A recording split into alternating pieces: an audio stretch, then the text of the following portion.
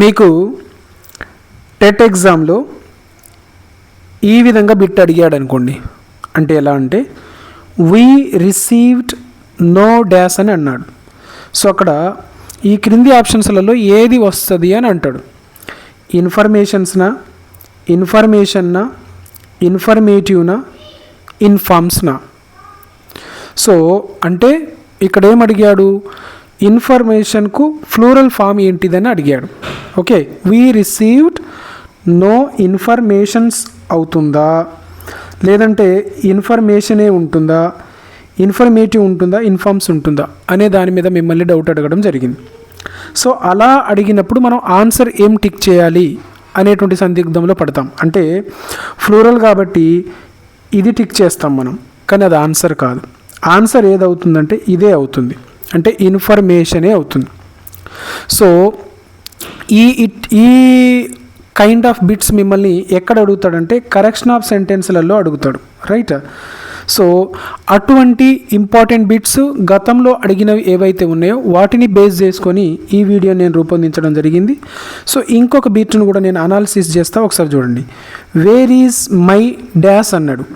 Wear is my లగేజెస్సా, లగేజా, luggages అంటే లగేజా, లగేజెస్సా అనేటువంటిది ఏది కరెక్ట్ ఆన్సర్ అవుతుందని అంటాడు. మనం ఏం చేస్తాం, వెంటనే ఇది పెట్టేస్తాం, luggages, wear is my luggages అంటాం, కానీ లగేజెస్ కాదు, లగేజే. వేర్ ఈజ్ మై లగేజ్ అని మాత్రమే అనాలి. అలా ఎందుకు అనాలి అనే డౌట్ ఇప్పుడు మీలో కలుగుతుంది. సో దానికి ఎక్స్ప్లెనేషనే ఈ వీడియో. సో ఇందులో బిట్ ఎక్కడ అడగడానికి అవకాశం ఉంటుందంటే మనకు కరెక్షన్ ఆఫ్ సెంటెన్సెస్ అనేటువంటి టాపిక్లో ఈ బిట్ అడగడానికి అవకాశం ఉంటుంది. సో ఇక్కడ నేను ఒక టేబుల్ ఇవ్వడం జరిగింది లాజిక్ గురించి. సో ఆ టేబుల్తో పాటు గమనించండి, 3 ఉన్నాయి ఇందులో. ఇదొక టేబుల్, ఇదొక టేబుల్, ఇదొక టేబుల్. సో ఈ 3 మీరు కంపల్సరీ నేర్చుకొని ఉండాల్సిందే. నేర్చుకుంటేనే కరెక్షన్ ఆఫ్ సెంటెన్సెస్లలో ఈ బిట్ మనం ర్యాంక్ చేయడానికి అవకాశం ఉండదు. అవేంటిదంటే గమనించండి, ఆల్ఫాబెట్ ఉన్నది కానీ ఆల్ఫాబెట్స్ ఉండవు. మనం ఏదైనా వర్డ్ను సింగులర్ నుంచి ఫ్లూరల్లోకి మార్చేటప్పుడు ఎస్ కానీ ఈఎస్ కానీ యాడ్ చేస్తాం ఒక నౌన్ను సింగులర్ నుంచి ఫ్లూరల్కి మార్చేటప్పుడు. కానీ ఇవి ఏవైతే ఉన్నాయో, ఇక్కడ ఇచ్చినటువంటి ఈ వర్డ్స్ ఏవైతే ఉన్నాయో, ఈ నౌన్స్, వీటిని ఫ్లూరల్లోకి మార్చేటప్పుడు లాస్ట్కు మనం ఇది కానీ ఇది కానీ ఎస్ కానీ ఈఎస్ కానీ యాడ్ చేయం. సో అవి ఇక్కడ కొన్ని నేను లీస్ట్ ఇచ్చాను, అవి ప్రిపేర్ అయితే దాదాపుగా ఎగ్జామ్కు మీరు ఈ అంశానికి సంబంధించిన బిట్ కవర్ చేసినట్టే. సో ఒకసారి చూడండి, ఆల్ఫాబెట్ ఉంటుంది, ఆల్ఫాబెట్స్ ఉండదు. అదేవిధంగా లగేజ్ ఒక్కటున్నా చాలా ఉన్నా లగేజ్ అని అనాలి, లగేజెస్ అని అనకూడదు, రైట్. అదేవిధంగా ఇంట్లో ఉన్న వాటన్నిటిని కలిపి ఫర్నిచర్ అంటాం, ఫర్నిచర్స్ అని అన్నాం. అంటే ఎస్ కలిపి ఫర్నిచర్స్ చాలా ఉన్నాయి కదా అని ఎస్ తోటి ఫర్నిచర్స్ అనము. అదేవిధంగా మన దగ్గర ఎంత ఇన్ఫర్మేషన్ ఉన్నా ఇన్ఫర్మేషన్ అని మాత్రమే చెప్పాలి. ఇన్ఫర్మేషన్ చాలా ఉంది కదా అని ఇన్ఫర్మేషన్స్ అని చెప్పకూడదు. అదేవిధంగా న్యూస్ను న్యూసే అనాలి, చాలా న్యూస్ ఉంది కాబట్టి ఎక్కువ వార్తలు ఉన్నాయి కాబట్టి అని న్యూసెస్ అని చెప్పకూడదు. అదేవిధంగా పోయట్రీని పోయట్రీ అని అనాలి, ఫ్లూరల్లోకి పోయట్రీస్ అని అనకూడదు. అదేవిధంగా మిషనరీని మిషనరీ అని అనాలి, మిషనరీస్ అని అనకూడదు. అంటే లాస్ట్కు ఎస్ కానీ ఈఎస్ కానీ యాడ్ చేయొద్దు. వీటి మీద బిట్స్ మనం ప్రాక్టీస్ చేస్తాము, అప్పుడు ఇంకా మీకు క్లారిటీ వస్తుంది. బ్రెడ్ను ఒక్క బ్రెడ్ ఉన్నా చాలా బ్రెడ్ ఉన్నా బ్రెడ్స్ అని అనకూడదు, బ్రెడ్ అనే చెప్పాలి. ఒకటి ఉన్నా చాలా ఉన్నా బ్రెడ్ అనే చెప్పాలి, బ్రెడ్స్ అని చెప్పకూడదు. అదేవిధంగా సోప్ని సోప్ అనే చెప్పాలి తప్ప సోప్స్ అని ఉపయోగించకూడదు. సో ఈ కైండ్ ఆఫ్ బిట్స్ కంపల్సరీ అడుగుతాడు. ఎక్కువగా ఎగ్జామ్లో అడిగింది ఈ బిట్. అడ్వైజ్ మనకు ఎవరైనా సలహాలు ఇస్తే దాన్ని అడ్వైజ్ అనే చెప్పాలి తప్ప అడ్వైజెస్ అని చెప్పకూడదు. అడ్వైజెస్ అనేటువంటిది రాంగ్. వీటన్నిటి మీద ప్రాక్టీస్ బిట్స్ నేను మీతో చేయిస్తాను. సో టెన్షన్ పడకండి, కన్ఫ్యూజ్ అవ్వకండి. సీనరీ సీనరీ అనే చెప్పాలి తప్ప చాలా ఉన్నాయి కదా అని సీనరీస్ అనకూడదు. షుగర్ అనే చెప్పాలి తప్ప చాలా షుగర్ ఉంది కదా అని షుగర్స్ అని అనకూడదు. మిల్క్, ఎంత మిల్క్ ఉన్నా మిల్క్ అనే అనాలి తప్ప మిల్క్స్ అని చెప్పకూడదు. ఎంత గోల్డ్ ఉన్నా గోల్డ్ అనే చెప్పాలి తప్ప లాస్ట్కు ఎస్ తగిలించి గోల్డ్స్ అని చెప్పకూడదు. పెట్రోల్ విషయంలో కూడా పెట్రోల్ అనే చెప్పాలి తప్ప పెట్రోల్స్ అని చెప్పకూడదు. మనీ అనే చెప్పాలి తప్ప చాలా మనీ ఉంది కదా అని మనీస్ చెప్పకూడదు. అంటే వై గనక ఏదైనా నౌన్ వై తోటి గనక ఎండ్ అయితే మనం దాన్ని ఫ్లూరల్ చేయడం కోసం ఐఈఎస్ను వాడతాం. సో ఈ విషయంలో ఇక్కడ ఈ వర్డ్ విషయంలో మనం ఉపయోగించకూడదు. రైట్. అదేవిధంగా వెదర్స్ అని అనకూడదు. ఓకే, ఆల్ఫాబెట్ ఫస్ట్ చెప్పుకున్నాం, ఆల్ఫాబెట్స్ అనకూడదు. అయితే కొన్ని సందర్భాలలో ఆల్ఫాబెట్స్ అనొచ్చు. గమనించండి, ఆల్ఫాబెట్ అంటే ఏదైనా లాంగ్వేజ్కు సంబంధించినటువంటి ఆ లెటర్స్ని మనం ఆల్ఫాబెట్ అంటాం. అయితే ఆల్ఫాబెట్స్ అని అనకూడదు. సేమ్ లాంగ్వేజ్ పదాలు ఉన్నప్పుడు, ఇప్పుడు ఏబిసిడి గురించి మాత్రమే మాట్లాడుతున్నప్పుడు, అంటే ఇంగ్లీష్ లాంగ్వేజ్ గురించి మాట్లాడుతున్నప్పుడు ఆ ఉన్నటువంటి అక్షరాలను ఆల్ఫాబెట్స్ అనకూడదు. అదేవిధంగా ఆల్ఫాబెట్స్ అని కూడా కొన్ని సందర్భాల్లో ఉపయోగించవచ్చు. ఆల్ఫాబెట్స్ అని, ఏం సార్ ఆల్ఫాబెట్స్ అనొద్దన్నారు, మళ్ళీ ఆల్ఫాబెట్స్ కూడా ఉపయోగించవచ్చు అని మీరు నన్ను డౌట్ అడగొచ్చు. ఇక్కడ మీరు క్లారిటీగా తెలుసుకోవాల్సిన విషయం ఏంటిదంటే, ఫర్ ఎగ్జాంపుల్ ఇంగ్లీష్ లాంగ్వేజ్ గురించే మాట్లాడుతున్నప్పుడు ఆల్ఫాబెట్ అనే అనాలి. ఓకే, ఇంగ్లీష్ లాంగ్వేజ్లో ఉన్న అక్షరాల గురించే మాట్లాడుతున్నప్పుడు. అదేవిధంగా ఇంకో లాంగ్వేజ్ ఉంది, ఇంగ్లీష్ లాంగ్వేజ్లో ఉన్న అక్షరాల గురించి మాట్లాడుతున్నాము, తెలుగు లాంగ్వేజ్లో ఉన్నటువంటి అక్షరాల గురించి మాట్లాడుతున్నాం. అలా ఒక లాంగ్వేజ్ కాకుండా ఇంకొన్ని లాంగ్వేజ్ల గురించి కూడా వాటి యొక్క అక్షరాల గురించి మాట్లాడుతున్నప్పుడు అప్పుడు ఆల్ఫాబెట్స్ అనొచ్చు. ఇంగ్లీష్, తెలుగు ఆల్ఫాబెట్స్ అనొచ్చు. రైట్, అలా కలిపి మాట్లాడేటప్పుడు మనం ఆల్ఫాబెట్స్ అంటాం. సో ఇవి. అయితే ఇంకా ఇక్కడ బిట్ అడగడానికి స్కోప్ ఉన్నటువంటి ఇంకో అంశం ఏంటిదంటే, ఇవి ఏవైతే మనం ఇప్పుడు నేర్చుకున్నామో ఇవి ఏవైతే నేర్చుకున్నామో వీటి తర్వాత ఉపయోగించేటువంటి హెల్పింగ్ వర్బ్ను కూడా మనకు ఎగ్జామ్లో అడుగుతుండు. గమనించండి, ఇక్కడ ఇచ్చినటువంటి ఈ పదాల మీద కనుక బిట్ అడిగి పక్కన ఏ హెల్పింగ్ వర్బ్ వస్తుంది అని అడిగితే, ఇగో ఇక్కడ ఇచ్చిన వాటిల్లో ఏదైనా ఒకటి ఉండాలి. ఈజ్ అయినా ఉండాలి, లేదా హ్యాజ్ అయినా ఉండాలి, లేదా వాజ్ అయినా ఉండాలి, లేదా డజ్ అయినా ఉండాలి. ఏదైనా ఒకటే ఉండాలి, రెండు ఉండవు. గమనించండి, అంటే ఈ ఏవైతే నౌన్ ఉన్నాయో ఇక్కడ ఇచ్చిన పదాలు alphabet, luggage, furniture, information, news, poetry, missionary, bread, soap, advise, scenery, sugar, milk, ఈ పదాలు ఏవైతే ఉన్నాయో వీటి తర్వాత సింగులర్ హెల్పింగ్ వర్బ్ను మాత్రమే ఉపయోగించాలి. సో వీటికి సంబంధించి కూడా బిట్స్ను మనం ఈరోజు ప్రాక్టీస్ చేయబోతున్నాం. సో ఇప్పుడు ప్రాక్టీస్ బిట్స్లోకి వెళ్దాము. రైట్, గమనించండి, ప్రాక్టీస్ బిట్స్ ఒకసారి చూద్దాము. ఆ రూల్ ప్రకారం ఇవి ఉన్నాయా లేవా ఏంటిదనేది ఇప్పుడు మనకు తెలుస్తుంది. గమనించండి, ఫస్ట్ది వీ రిసీవ్ నో ఏమవుతుంది, ఇన్ఫర్మేషన్స్నా, ఇన్ఫర్మేషన్నా, ఇన్ఫర్మేటివ్నా, ఇన్ఫార్మ్స్నా. మనం ఏం చెప్పుకున్నాము, ఇన్ఫర్మేషన్ అనే పదం ఉంటే ఓకే ఇన్ఫర్మేషన్ అనే ఉండాలి, ఇన్ఫర్మేషన్ అనేటువంటిది ఉండకూడదు. సో ఇది రాంగు, ఇన్ఫర్మేటివ్స్ ఇది రాంగు, ఇన్ఫర్మేషన్స్ ఇది రాంగు. సో ఆన్సర్ వచ్చేసి ఇది ఆన్సర్ వచ్చేసి ఏమవుతుంది, ఇన్ఫర్మేషన్ అవుతుంది. ఇన్ఫర్మేషన్స్ ఉండదు. Right. Next, where is my లగేజెసా, లగేజెస్.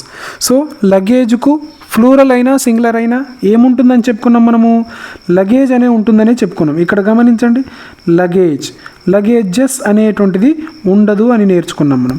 సో ఆన్సర్ ఏమవుతుంది ఇప్పుడు, లగేజ్ అనేటువంటిది. ఓకే, లగేజ్ అనేటువంటిదే ఆన్సర్ అవుతుంది, లగేజెస్ ఉండదు. రైట్, గుర్తుపెట్టుకోండి. దాని తర్వాత నెక్స్ట్ వర్డ్ చూద్దాము. I need some dash. So ఇక్కడ అడ్వైజరీనా. సో ఆల్రెడీ మనం నేర్చుకున్నాం కదా. గమనించండి, అడ్వైజ్కి ఏముంటుందని నేర్చుకున్నాం మనము. అడ్వైజ్కి ఇక్కడ ఉంది, గమనించండి, ఇది గమనించండి, అడ్వైజ్ అనే ఉంటుంది తప్ప అడ్వైజెస్ అని ఉండదు. సో ఆన్సర్ ఏమవుతుంది, అడ్వైజ్ అనేటువంటిది ఆన్సర్ అవుతుంది. ఈ విధంగా. రైట్, ఇంకొన్ని బిట్స్ చూద్దాము. The dash is very beautiful. సీనరీస్నా, సీనరీనా, సీనిక్స్నా, సీన్నా. సో ఇక్కడ గమనించండి, సీనరీ అని మనం నేర్చుకున్నాం ఆల్రెడీ, రైట్. సో సీనరీ అనే అనాలి తప్ప సీనరీస్ అని చెప్పకూడదు. Next, the dash is new. ఫర్నిచర్నా, furnitures, furniture, furnitures, furnishing. So గమనించండి, అంటే ఇక్కడ అడిగింది ఏంటిది, ఏ పదం కరెక్ట్గా ఫిట్ అవుతుంది అని అన్నాడు, తప్పు లేని పదం. సో తప్పు లేని పదం ఆల్రెడీ ఫర్నిచరే ఉంటుంది. కొన్ని వస్తువులున్నా, ఒకటే వస్తువు ఉన్నా దాన్ని ఫర్నిచరే అంటాం, చాలా ఉన్నా ఫర్నిచరే అంటాం తప్ప ఫర్నిచర్స్ అని చెప్పకూడదు. అది మనం ఇక్కడ నేర్చుకునేది. దాని తర్వాత గమనించండి, the dash is encouraging. So న్యూసెసా, న్యూసా, న్యూవరా. సో ఇక్కడ గమనించండి, మనం ఎంత న్యూస్ ఉన్నా ఏం నేర్చుకున్నాము, న్యూస్ అని మాత్రమే చెప్పాలి అని నేర్చుకున్నాం. సో న్యూస్ అనేటువంటిది కరెక్ట్ ఆన్సర్.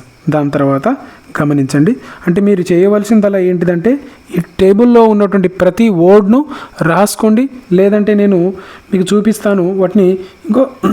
ఇప్పుడు స్క్రీన్ షాట్ తీసుకున్నా పర్లేదు, రాసుకుంటే సంతోషం. అదేవిధంగా ఈ మెటీరియల్ను నేను వాట్సాప్లో ప్రొవైడ్ చేస్తాను. సో అక్కడ నుంచి కూడా మీరు డౌన్లోడ్ చేసుకోవచ్చు. నేను కొన్ని బిట్స్ మాత్రమే మీకు ఎక్స్ప్లెయిన్ చేస్తాను, మిగిలిన బిట్స్ అన్నీ కూడా మీరు సొంతంగా పీడిఎఫ్ను డౌన్లోడ్ చేసుకొని ప్రాక్టీస్ చేయవచ్చు. సో ఇంకొక బిట్ చూద్దాము.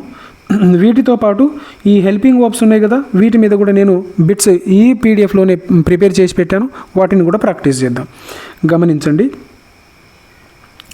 The dash is working properly. The dash is working properly. So machinery, machines. So ఇక్కడ మనం ఏం నేర్చుకున్నాం, మిషనరీ అని మాత్రమే ఉంటుందని నేర్చుకున్నాం. గమనించండి, ఇక్కడ పదం ఇది చూడండి, మిషనరీ ఉంటుంది తప్ప మిషనరీస్ అనేటువంటిది ఉండదు, రైట్. అర్థమైంది అనుకుంటా. నెక్స్ట్ బిట్ చూద్దాము. I like reading. Poetry, poetries. So ఇక్కడ ఎన్ని ఉన్నా మనం ఏం చెప్పాలనుకున్నాము, పోయట్రీ అని మాత్రమే చెప్పాలి, పోయట్రీస్ అని చెప్పకూడదు, రైట్. సో కాబట్టి అక్కడ ఐ లైక్ రీడింగ్ పోయట్రీ అనేటువంటిది కరెక్ట్ ఆన్సర్. ఇక్కడ గమనించండి, పోయట్రీ అనే రాయాలి తప్ప పోయట్రీస్ అని వాడకూడదు, రైట్. దీని తర్వాత నెక్స్ట్ బిట్లోకి వెళ్దాము. గమనించండి, we need more ఇన్ఫర్మేషన్నా, ఇన్ఫర్మేటివ్నా, రైట్. సో ఇక్కడ ఆన్సర్ ఏమవుతుంది, ఇన్ఫర్మేషన్స్ అనేటువంటి ఇది కరెక్ట్ ఆన్సర్ అవుతుంది. ఇది రెండవది కరెక్ట్ ఆన్సర్ అవుతుంది. ఇన్ఫర్మేషన్స్ అనేటువంటిది ఉండదు, ఇక్కడ గమనించండి ఇది, రైట్. సో అది దానికి సంబంధించింది.